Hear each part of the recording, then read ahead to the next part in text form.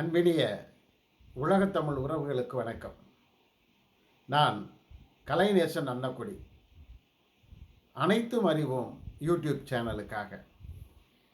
இனிய உறவுகளை, நாம் ஒவ்வொரு நாளும் சர்க்கரை நோய் குறித்த கருத்துக்களை உங்களோடு பகிர்ந்து வருகின்றோம்.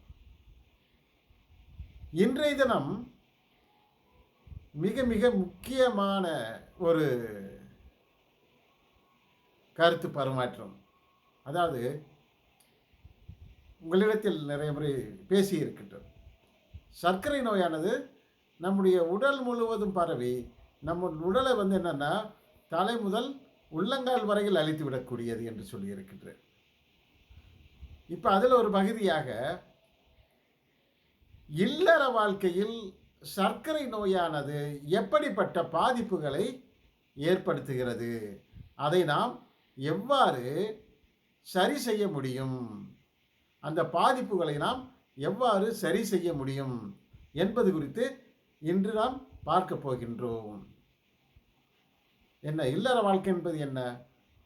இது தனிப்பட்ட வாழ்க்கை, கணவன் மனைவியிடையே இருக்கக்கூடிய தனிப்பட்ட வாழ்க்கை. இந்த தனிப்பட்ட வாழ்க்கையில் இருக்கின்ற பிரச்சனைகள் என்ன,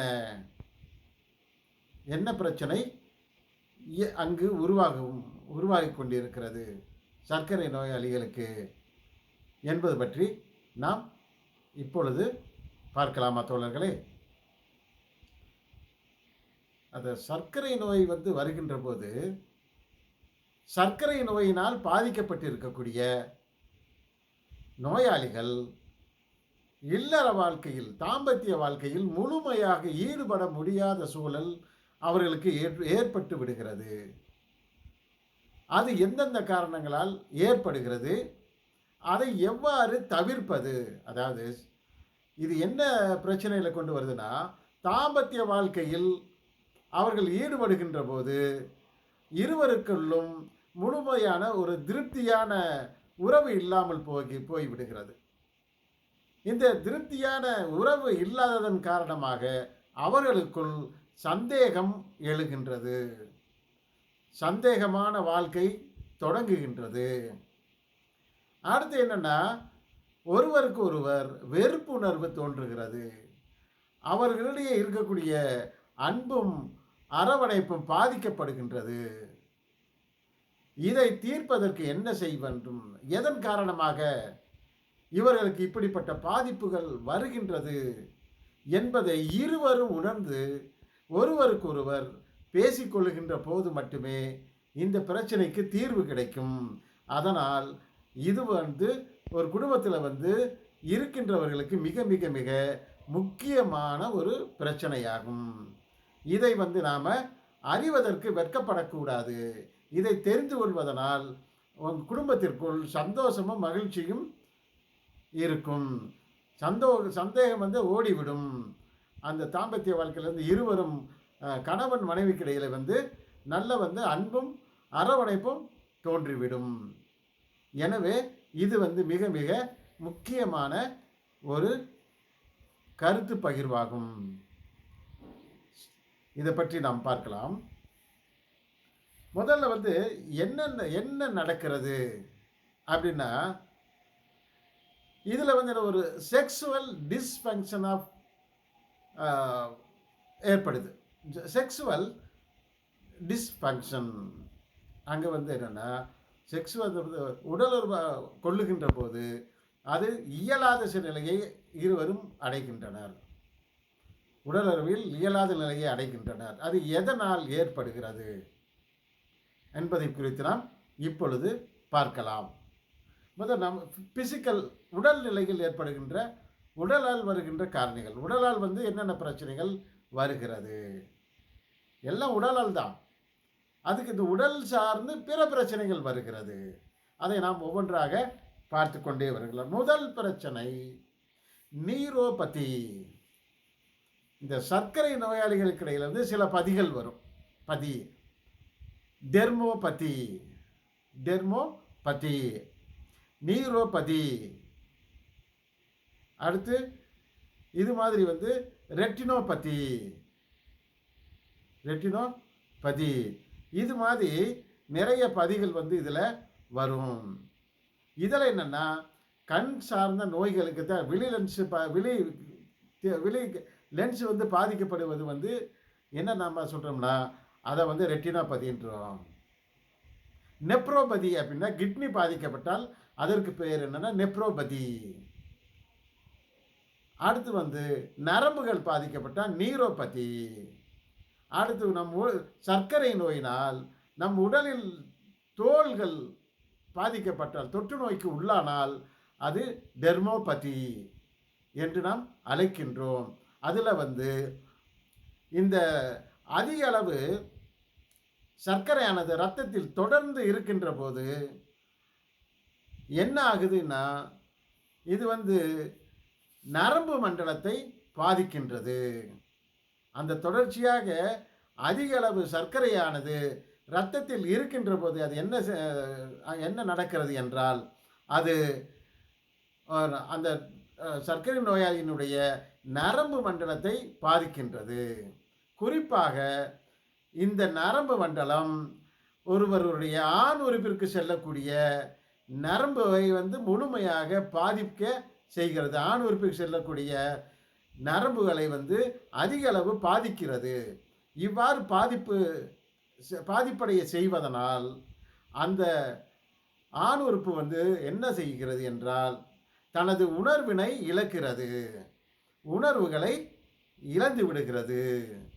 அதனால் இது வந்து ஒரு ஆர்வம் அவருக்கு அவ்வாறு இருக்கின்ற போது இந்த இல்லற வாழ்க்கையில் வந்து அந்த ஆண்மகனுக்கு வந்து ஆர்வம் இல்லாமல் போகிறது.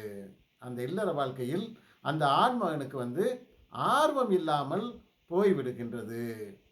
இதனால் கணவன் மனைவிக்கடையில் வந்து என்ன சந்தேகம் வந்துடும், என்ன இவருக்கு முன்னாடியெல்லாம் நல்ல நம்மோடு அன்பாக இருந்தார், ஆனால் இப்பொழுது அவருக்கு நம் மீது அன்பு இல்லாமல் போய்விட்டது, நம்மோடு எந்த தொடர்பும் அவர் வைத்துக் கொள்வது இல்லை என்ற அது என்ன காரணத்தினாலோ எதனால் வந்து அவர் இப்படி இருக்கார் என்ற சந்தேகம் கணவருக்கும் மனைவிக்கும் இடையே ஏற்பட்டுவிடும். இது முதல் காரணம். அடுத்து என்ன அப்படின்னா அடுத்து வந்து ஃபஸ்ட்டு வந்து நரம்பு மண்டலம் வந்து பாதிப்பு. அடுத்து என்னென்னா பிளட் வெசல் டேமேஜஸ். அந்த இரத்த குழாய்கள் இருக்கு இல்லையா, இந்த இரத்த குழாய்கள் சுருங்கி விடுகின்றது. இந்த இரத்த குழாய்கள் என்ன ஆகும்னா தொடர்ந்து இரத்தத்தில் வந்து சர்க்கரையினுடைய அளவு அதிகமாகவே இருக்கின்ற போது இரத்த குழாய்கள் சுருங்கி விடுகின்றது. சுருங்கின என்ன ஆகும் சொல்லுங்கள்? இரத்த குழாய்கள் சுருங்குகின்ற போது என்னாகும்? இரத்த ஓட்டம் தடைபடுகிறது. மிகவும் தாராளமாக எளிதாக இரத்தம் செல்ல வேண்டிய இடத்துல வந்து இரத்த ஓட்டம் தடைபட்டு விடுகிறது. இதனால் உடல் உறுப்புகளுக்கு குறிப்பாக இந்த உயிர் உறுப்புகளுக்கு ஆண் உறுப்புக்கும் பெண் உறுப்புக்கும் வந்து இரத்தம் செல்வது தடைபடுகிறது, இரத்த ஓட்டம் செல்வது தடைபடுகிறது. குறிப்பாக ஆண்களுக்கு தான் இந்த பிரச்சனை மிகவும் அதிகமாக ஏற்பட்டு விடுகிறது. ஆண்களுக்கு இந்த பிரச்சனை மிக அதிகமான அளவில் ஏற்பட்டு விடுகிறது. இதனால் இவங்களுக்கு என்னென்னா இந்த எரக்டைல் ப்ராப்ளம் வந்து வருது. இது வந்து என்ன லீட்ஸ் டு என்னென்னா இது வந்து என்ன செய்யுதுன்னா இது செக்ஸுவல் டிஸ்ஃபங்க்ஷனை ஏற்படுத்தி வருகிறது. இது வந்து என்னென்னா உடல் உறவுக்கு ஏற்ற நிலையை அடைய முடியாமல் போய்விடுகிறது. இது ஆண்மகன் என்ன செய்கிறார்னா உடல் உறவுக்கு ஏற்ற நிலையை அவருடைய ஆண் உறுப்பானது அடைய முடியாமல் போய்விடுகின்றது. இதனால் அவர்களுக்குள்ளே அந்த இல்லற இன்பமானது கிடைக்காமல் போய்விடுகின்றது. இல்லற இன்பமானது கிடைக்காமல் போய்விடுகின்றது. இதனால் வந்து என்னன்னா குடும்ப பிரச்சனைகள் அதிகமாகின்றது. கணவன் மனைவிகளிடையே விரிசல் ஏற்பட்டு விடுகிறது, அன்புக்கு விரிசல் ஏற்பட்டு விடுகின்றது. இதுதான் மிக முக்கியமான 2 பிரச்சனைகள். இந்த பிரச்சனைகளை எதனால் வருகின்றன? அதில் வந்து என்னென்னா முதல்ல வந்து ஹார்மோனல் இம்பேலன்சஸ். நம்ம உடம்புல வந்து நிறைய ஹார்மோன்ஸ் வந்து சுரக்குது. ஒவ்வொன்றுக்கும் ஒரு ஹார்மோன் இருக்கு. அதே மாதிரி வந்து இந்த கணையமும் இன்சுலின் என்ற ஹார்மோனை சுரக்கிறது. இந்த ஹார்மோன்களுக்குள்ள வந்து ஒரு பேலன்ஸ்டான சுரப்பு இல்லாமல் போய்விடுகின்றது. சுரப்பு தன்மை இல்லாமல் போய்விடுகின்றது. இது வந்து ஒரு பிரச்சனை. முதல் என்ன நரம்பு பாதிப்பு. இது முதல் இரண்டாவதாக இரத்த குழாய் வந்து சுருங்கி விடுதல். இது இரண்டாவது பாதிப்பு. இது வந்து என்னன்னா உடலில் ஏற்படக்கூடிய மாற்றங்கள். அதுக்கடுத்து என்னன்னா, இப்போ வந்து முன்னாடியே நான் சொல்லியிருக்கேன், சர்க்கரை நோயோடு சேர்ந்து வரக்கூடியது நோய் எதுனா ட்வின்ஸ் மாதிரி இரட்டையர்மோடு வரக்கூடிய ஒரு நோய் எதுனா ஒரு இரத்த அழுத்தம். அதிக அளவு இரத்த அழுத்த நோய் வந்து அதாவது பிளட் ப்ரெஷர் அது வரும். அதுக்கு வந்து மாத்திரை வந்து தருவாங்க. மெட்டோப்ரோலால் மாதிரி ஒரு சில மாத்திரைகள் வந்து அந்த இரத்த பிபிக்கு மாத்திரைகள் இருக்குது. இந்த மாத்திரைகளை நாம் தொடர்ந்து நாம் எடுத்துக்கொண்டு வருகின்ற போது இது என்ன செய்யுதுன்னா பீட்டா பிளாக்கர்ஸ்களை உருவாக்குகிறது. இந்த மாத்திரைகளை வந்து என்ன சொன்னால் பீட்டா பிளாக்கர்ஸ்ன்னு சொல்கிறோம். இந்த மாத்திரைகள் வந்து பீட்டா பிளாக்கர்ஸ் என்று சொல்லுகின்றோம். இது வந்து அதிக அளவு ஆசிட்டை வந்து உற்பத்தி செய்வதனால் இந்த மாத்திரைகள் வந்து அது மட்டும் இல்லாமல் ஒரு சில நோய் எதிர்ப்பு மாத்திரைகள், இந்த நோய் எதிர்ப்புக்கு பயன்படுத்தக்கூடிய மாத்திரைகளும் பிபிக்கு பயன்படுத்தக்கூடிய மாத்திரைகளும் நம் உடலில் வந்து என்னென்னா சில மாற்றங்களை ஏற்படுத்துவதால் இது வந்து என்னென்னா இது வந்து செக்ஸுவல் டிஸ்பென்ஷனுக்கு இதன் கொண்டு செல்கிறது. சரி, இதெல்லாம் இருக்குன்னா இது இல்லாமல் வேற என்ன அப்படின்னா, இது இல்லாமல் நம்மளுடைய மென்டல் ஹெல்த், அதாவது மனநிலையில் ஒரு மாற்றத்தை கொண்டு வருவது, ஒரு மனநிலையில் வந்து மாற்றம் ஏற்படுவது என்ன வரும்? இப்போ சர்க்கரை என்பது ஒரு நீண்ட நாள் நோய். இதனால் என்னன்னா நம் மனசில் வந்து இந்த நோயினுடைய பாதிப்பு தொடர்ந்து இருப்பதனால் நமக்கு ஒரு மனச்சோர்வு வந்து விடுகிறது. இந்த மனச்சோர்வு மன அழுத்தத்தை கொண்டு வந்து ஸ்ட்ரெஸ்ஸு, அடுத்து மனச்சோர்வு, மன அழுத்தம் இதோடெல்லாம் சேர்கின்ற போது எதற்கெடுத்தாலும் நமக்கு கோபம் வரும். எதற்கெடுத்தாலும் சர்க்கரை நோய்களுக்கு கோபம் வருகிறது. இவையெல்லாம் என்ன செய்யுதுன்னா இது வந்து தாம்பத்திய உறவில் வந்து ஒரு நாட்டத்தை ஏற்படுத்துவதில்லை. தாம்பத்திய உறவில் வந்து ஒரு விருப்பத்தை ஏற்படுத்துவது இல்லை. இந்த பிரச்சனைகள் கோபம், மனச்சோர்வு, மன அழுத்தம் இவையெல்லாம் என்ன செய்கிறதுன்னா நம்ம வந்து தாம்பத்திய வாழ்க்கையில் வந்து ஒரு ஆர்வத்தை ஏற்படுத்துவது இல்லாமல் செய்து விடுகிறது. அடுத்து என்னன்னா பாடி இமேஜ் இஷ்யூஸ். உங்களுக்கு தெரியும், சர்க்கரை நோய் வந்தவங்க வந்து ஒன்று ஒபிசிட்டி அதிகமாகும், எடை வந்து அதிக அளவு கூடும், எடை அதிகரிக்கும். இன்னொன்று என்னதுன்னா ரத்தத்தில் இருக்கிற இன்சுலின் சரியாக சுராக்காததன் காரணமாக இரத்தத்தில் இருக்கக்கூடிய ஃபேட் இவையெல்லாம் உடைக்கப்பட்டு அது என்ன செய்யுதுன்னா டிகேயாவாக மாற்றப்படுகிறது.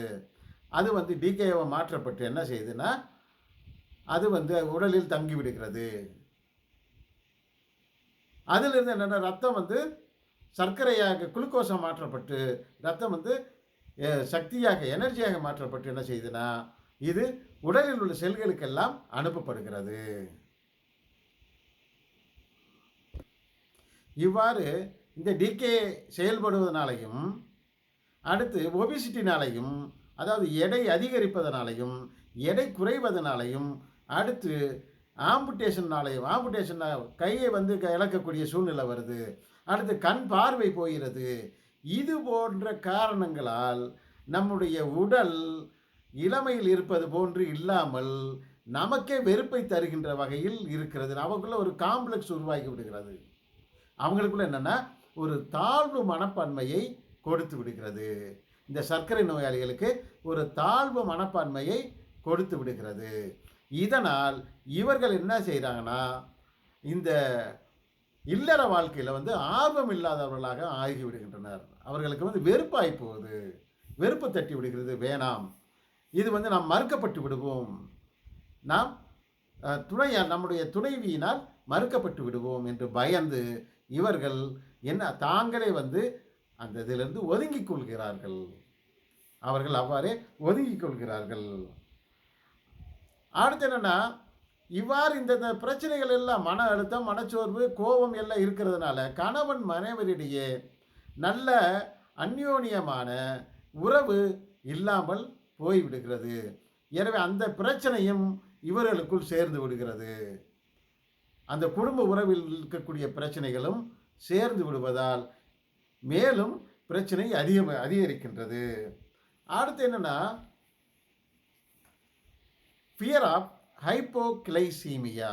நான் சென்ற இதில் வந்து சொன்னேன், இந்த சென்ற காணொலியில் இந்த கருத்தை பகிர்ந்துக்கிட்டேன். ஹைப்பர் கிளைசீமியா என்றால் இரத்தத்தில் வந்து சர்க்கரையினுடைய அளவு மிக அதிகமாக இருப்பது. இது வந்து ஹைப்போகிளைசீமியா என்றால் இரத்தத்தில் சர்க்கரையினுடைய அளவு குறைவாக இருப்பது. இவங்க என்ன நினைக்கிறாங்கன்னா, நாம் இல்லற வாழ்க்கையில் ஈடுபடுகின்ற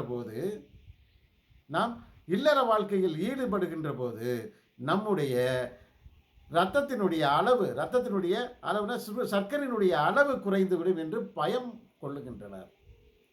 லோ சுகர் ஆயிரும்.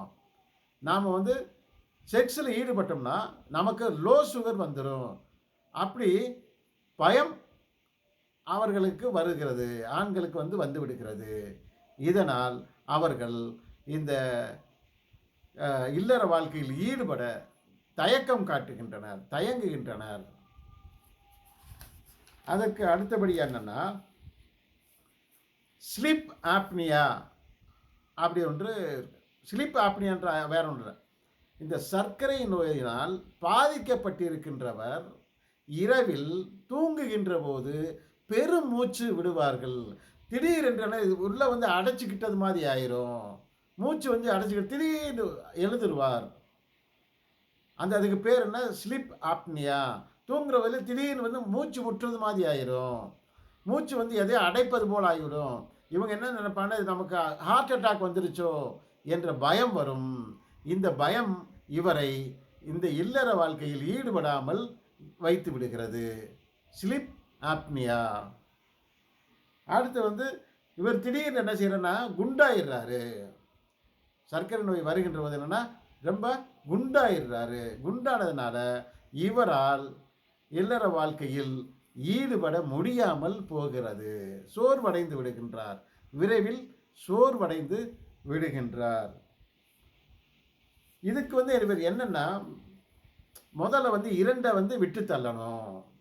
ஒருத்தர் வந்து ஸ்மோக்கிங் இருக்கு அப்படின்னா ஸ்மோக்கிங்கும் ட்ரிங்க்ஸும் ஆல்கஹால் கன்சம்ஷன் இது ரெண்டு ஒருத்தருக்கு இருக்குன்னா அவருக்கு நிச்சயமாக இந்த பிரச்சனை இருக்கும். அதுக்கு இங்கிலீஷில் சொல்கிறது என்னென்னா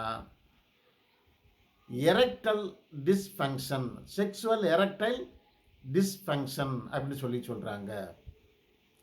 இல்லற வாழ்க்கையில் ஈடுபட முடியாத நிலை. இதுக்கு வந்து என்னென்னா ரெண்டும் செய்கின்ற போது இவைதான் முக்கியமாக நரம்பு பாதிப்பிற்கும் அதே மாதிரி இரத்த குழாயினுடைய பாதிப்பிற்கும் முக்கிய காரணமாக இருப்பது இவை இரண்டும் தான். அதிகமான அளவு ஆல்கஹால் அருந்துவது, சாராயமோ பிராண்டி ஜின்னு நம்ம ஏதோ ஒன்று அருந்துவது, அடுத்து ஸ்மோக் பண்ணுறது, அதாவது சிகரெட் பிடிப்பது, இவை இரண்டும் மிக அதிக அளவு பாதிப்பை இந்த நிலையில் கொண்டு வந்து தருகிறது. அதனால் என்ன செய்யணும்னா இது இருக்கிறவங்க முதல்ல வந்து இரண்டையும் விட்டு விடுவது மிகவும் நல்லது. நிச்சயமாக மாற்றி கொண்டு வர முடியும். ஆனால் இது ரெண்டும் தொடர்ந்தால் அவர்களால் இதிலிருந்து விடுபடவே முடியாத சூழ்நிலை வந்துவிடும். இவர்கள் இல்லறத்தில் அவர்கள் ஜெயிக்க வேண்டும் என்றால் இரண்டே இன்று தான். ஸ்மோக் பண்ணுவதை விடணும் ஒன்று. அடுத்து வந்து கன்சம்ஷன் பண்ணிக்கிறதான அதிகமான அளவு பிராண்டியோ ஜின்னோ ரம்மோ குடிச்சுக்கிறதானா ஆல்கஹாலை வந்து அவங்க குடிக்கிறத வந்து விட்டுடணும். அடுத்து என்னென்னா எப்பவுமே பிளட் சுகரை கண்ட்ரோலாக வச்சுருக்கணும். பிளட் சுகரை வந்து கண்ட்ரோல்டாக வைத்திருக்கணும். அதற்கு அடுத்தபடியாக எப்பொழுதும் வெயிட் வந்து மெயின்டைன் பண்ணணும். ஒரே அளவு வெயிட்டை வந்து அதிக அளவு நம் உடலுடைய எடையானது உடல் அதிக அளவுக்கு பருமனாகாமல் பார்த்து கொள்ள வேண்டியது மிக மிக அவசியமான ஒன்று. ஏன்னா நம்ம உடல் பருமன் அதிகமாகிடுச்சுன்னா மாத்திரையை நிறைய எடுத்துக்கிற வேண்டியது இருக்கும்.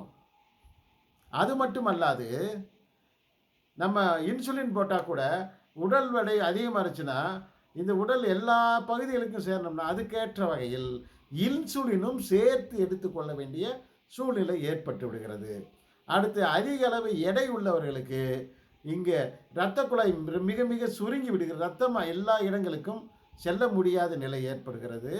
அதே போல் அவர்களுக்கு நரம்புகளும் உடனடியான பாதிப்பு அடைகிறது. குறிப்பாக அவர்களுடைய உடல் உயிர் தளங்களுக்கு செல்லக்கூடிய ரத்தம் வந்து ஃப்ளோ போகிறதில்லை.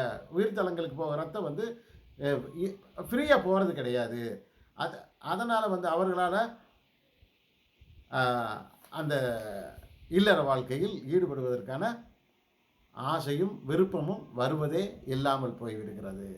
அதனால் இதை விட்டுவிட வேண்டும். அதுக்கு என்னென்ன செய்யணும்? ஆனால் வந்து இதுக்கு ட்ரீட்மெண்ட் எடுத்துக்கிறலாம் இருக்குது. நீங்கள் கேள்விப்பட்ட மாத்திரைகள்லாம் நிறைய இருக்குது. ஆனால் ஒரு பிரச்சனை இருக்குது. அதில் சர்க்கரையினுடைய அளவு இரத்தத்தில் சரியாக இருந்தால் மட்டும்தான் மற்ற எந்த மாத்திரை எடுத்தாலும் அது செயல்படும். நீங்கள் வந்து இந்த செக்ஸுவல் எரக்டைல் டிஸ்ஃபங்க்ஷனுக்கு மாத்திரைகள் இருக்குது. நீங்கள் கேள்விப்பட்ட மாத்திரைகள் தான். சைலண்ட் அஃபில் இது கெமிக்கல் நேம். சைலண்ட் அஃபில்ன்றது கெமிக்கல் நேம். உங்களுக்கு எல்லாத்துக்கும் தெரிஞ்சது வயாகரா. ஆனால் ஒரு பிரச்சனை, இதை நீங்கள் தனியாக மருத்துவருடைய ஆலோசனை இல்லாமல் எடுக்கக்கூடாது. மருத்துவருடைய ஆலோசனை இல்லாமல் இந்த மாத்திரையை யாருமே எடுக்கக்கூடாது. ஏன்னா அவர்களுடைய எடை, வயது, உங்களுடைய இதய நோய் பிரச்சனை ஏதாவது இருந்தால் அது இவை எல்லாம் பொறுத்து தான் இந்த மாத்திரையை எடுத்துக்கொள்ள முடியும். இந்த மாத்திரையை மருத்துவருடைய பரிந்துரையின் பேரில் மட்டுமே எடுத்துக்கொள்ள வேண்டும். நான் உங்களுக்கு எதுக்காக சொன்னேன்னா, இதுவெல்லாம் வழிகள் இருக்குது. நாம் அதிலிருந்து விடுபடுவதற்கு வழிகள் இருக்கிறது. ஆனால் ஒரே ஒரு பிரச்சனை, நீங்கள் சர்க்கரையினுடைய அளவை வந்து எப்பவும் ஒரே கண்ட்ரோலாக வைத்திருந்தால் மட்டுமே இந்த மாத்திரையானது உங்களிடத்தில் உங்கள் உடம்புல வந்து செயல்படும். இல்லை என்றால் அது செயல்படாது. வேறு மாதிரியான பிரச்சனைகளை வந்து உங்களுக்கு கொண்டு வந்து சேர்த்துவிடும். சரியா? அதுக்கடுத்து என்னென்னா, இதுக்கு ட்ரீட்மெண்ட் இருக்குது. ஆனால் நான் உங்களுக்கு இந்த ஹெல்த் கேர் ப்ரொவைடர் ஒரு டாக்டரை வந்து கன்சல்ட் பண்ணுங்கள். இல்லை ஒரு ஹாஸ்பிட்டலுக்கு போங்க, கவர்மெண்ட் ஹாஸ்பிட்டலில் கூட இதுக்குன்னு கவுன்சிலிங்கில் இருப்பாங்க. அவங்ககிட்ட போய் ஆலோசனை கேளுங்க. இது என்னோடய ஆலோசனை இதுதான். என்னோடய ஆலோசனை வந்து இதுதான். அடுத்து என்னென்னா, உங்கள் ஒரு எமோஷனல் சப்போர்ட்டுக்கு உங்களுக்கு வந்து சந்தோஷம், கோபம் எல்லாத்தையும் பகிர்ந்துக்கிறதுக்கு வந்து ஒரு சப்போர்ட் குரூப்பு உங்கள் பகுதியில் இருக்கக்கூடிய, நம்ம நேற்று சொன்னது தான், நம்ம இருக்காங்க இல்லையா, யார் சர்க்கரை நோயாளிகள், இவங்களை வைத்து ஒரு குரூப் ஃபார்ம் பண்ணணும். இவங்களுக்கு பேர் சப்போர்ட் குரூப். நீங்கள் எல்லாம் சேர்ந்து இது சம்மந்தமான ஆலோசனை தனியாக சொல்கிறதுக்கு, இதை பேசுகிறதுக்கு சங்கடமாக இருக்கிறது. ஆனால் இதை பேசுவதற்கு வெட்கப்படக்கூடாது. ஏன்னா இது நாளாக நாளாக இன்னும் கடுமையான சிக்கலுக்கு உங்களை கொண்டு போயிடும். இன்னும் அதிகமான சிக்கல்களை வந்து உங்களுக்கு கொடுத்து விடும். அதனால் இந்த மாதிரி பிரச்சனைகளை வந்து ஆரம்பத்திலேயே நாம் கண்டறிந்து அதை தெளிவாக உங்களுடைய குடும்ப மருத்துவரிடத்தில் கலந்து கொள்ளலாம், பகிர்ந்து கொள்ளலாம். அல்லது நீங்கள் யார் உங்களுக்கு தெரிந்த டாக்டருக்கு மருத்துவர் இருக்காங்களோ அவங்ககிட்ட வந்து நீங்கள் இந்த உங்களுடைய பிரச்சனைகளை வந்து பகிர்ந்துக்கிட்டீங்கன்னா, ஆரம்பத்திலேயே பகிர்ந்து கொண்டால் இதனை தீர்த்து கொள்வதற்கு அதிக வாய்ப்புகள் இருக்கிறது. நான் மிக மிக முக்கியமானதாக இதை நினைக்கின்றேன். இது அருவருக்கத்தக்கதோ இல்லை சொல்லக்கூடாததோ ஒன்றுமே இல்லை. இது அனைவரும் தெரிந்து கொள்ள வேண்டியது. உங்கள் குடும்பத்து பிரச்சனைகளை தீர்ப்பதற்கு நீங்கள் கட்டாயமாக இதை தெரிந்து கொள்வது மிக மிக முக்கியமாகும்.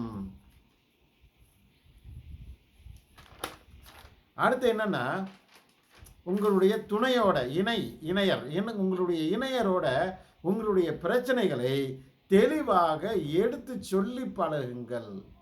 மறைக்காதீங்க. இது மறைப்பதற்கு ஒன்றுமே இல்லை, மறைக்க வேண்டிய அவசியமும் இல்லாத ஒன்று. உங்கள் இணையர் கணவன்டா மனைவிகிட்டையும், மனைவி கணவன்கிட்டையும் உங்களுடைய பிரச்சனைகளை எடுத்து சொல்லுங்க. எடுத்து சொல்லி நீங்கள் இருவருமே மருத்துவரை அணுகுங்கள். இது வெட்கப்படக்கூடிய விஷயம் ஒன்றுமே இல்லை. இது மற்ற பிரச்சனைகளைப் போலத்தான்.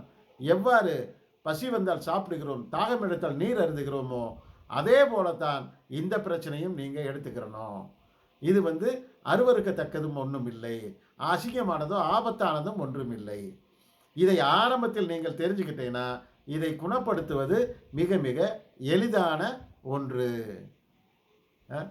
ஆனால் இன்னொன்று, இந்த விளம்பரத்தில் வர்றதெல்லாம் பார்த்து எதுவும் பண்ணிக்கிறாதீங்க. விளம்பரத்தில் வருது பார்த்தீங்களா, உடனடியாக தீர்வு சொல்கிறேன்னு சொல்லி ஏதாவது கண்டதெல்லாம் கொடுப்பாங்க. அப்போ உங்கள் உடம்பு போயிடும், உடம்பு ரொம்ப ரொம்ப கெட்டு போகும். ரொம்ப உடம்பு நீங்கள் நாட்டு மருந்து எதோ ஒன்று சாப்பிட்டுட்டு இப்போ உடம்பு கெட்டு போகிறதுக்கு பின்னாடி திரும்ப வேறு மருந்து குடிச்சிட்டு உங்கள் உடம்பு தேர்த்த முடியாது, திரும்ப உங்கள் உடம்பை பெற முடியாது. அதனால் எதுவாக இருந்தாலும் மருத்துவரிடத்தில் நீங்கள் ஆலோசனை பெறுங்கள். அல்லது அரசு மருத்துவமனைக்கு சென்று அரசு மருத்துவமனையில் இருப்பாங்க, இதுக்குன்னு கவுன்சிலிங்கில் இருப்பாங்க, கவுன்சிலர்ஸ் இருப்பாங்க, டாக்டர்ஸ் இருப்பாங்க. அவங்ககிட்ட ஓப்பனாக பேசுங்க. பேசி இந்த பிரச்சனைக்கு தீர்வு காணுங்கள்.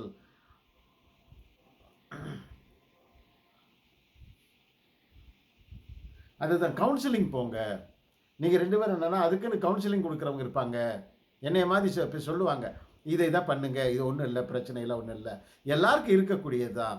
இப்போ உலகம் முழுவதும் 85 கோடி பேருக்கு இந்த சர்க்கரை நோய் இருக்கிறது. டைப் 2 இருக்குது. 80% 100க்கு 80% பேர் சர்க்கரை நோயாளிகளில் நான் சொல்கிறேன்.